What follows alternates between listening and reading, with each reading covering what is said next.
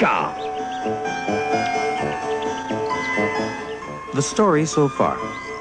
When molecules escape from a liquid, they spread out in all directions to form a gas or vapor. This process is called evaporation, the change of state from a liquid to a gas. When gas molecules are cooled, they go slower and crowd together more densely to form a liquid. This process is called condensation, the change of state from a gas to a liquid. And now, expansion and contraction. If you blow a balloon only partly full of air and leave it in the sun, it will get quite a bit bigger. If you take another balloon and blow it up as hard as you can, and then leave this balloon in the sun, it will very likely burst. Why? Why do balloons get bigger and sometimes even burst if they get hot? Because the air in a balloon, which is, of course, a gas, consists, like all gases, of molecules flying about in every direction.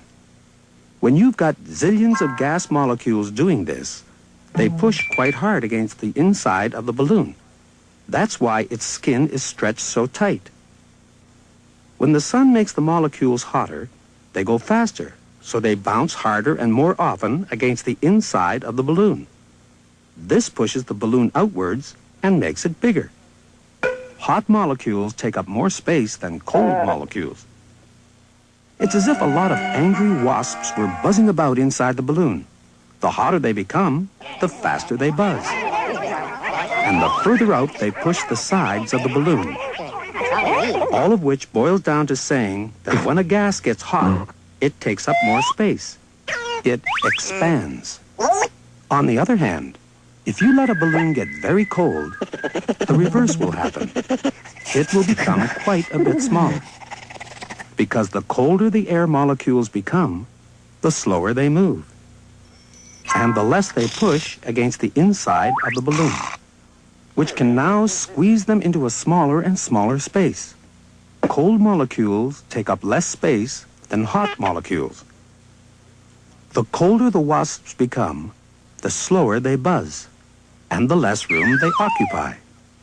In other words, when a gas gets cold, it contracts.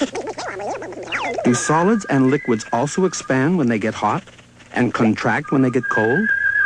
Well, you'll remember that if solids get hot enough, they melt into liquids. And the hotter liquids get, the more quickly they evaporate into gases. That's clear enough. But what's not so obvious is that before the change of state takes place, in fact, as soon as the solid or liquid starts to get warmer, it does begin to expand a very small amount. This is because the faster the molecules move, the further they pull apart from each other, both in a solid and in a liquid.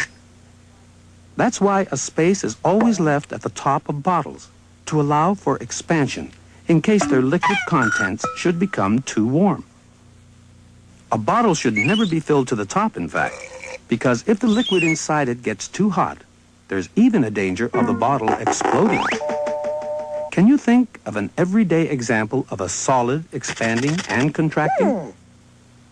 Well, what do you think causes that ka-thump, ka-thump noise when a car drives over a bridge? It's the wheels running over the spaces that have to be left between the slabs of concrete in the road to allow for expansion in the summer and contraction in the winter. So now you know not only why cars go ka-thump, ka-thump on bridges, but also how to prevent bottles from exploding and balloons from bursting. Or do you?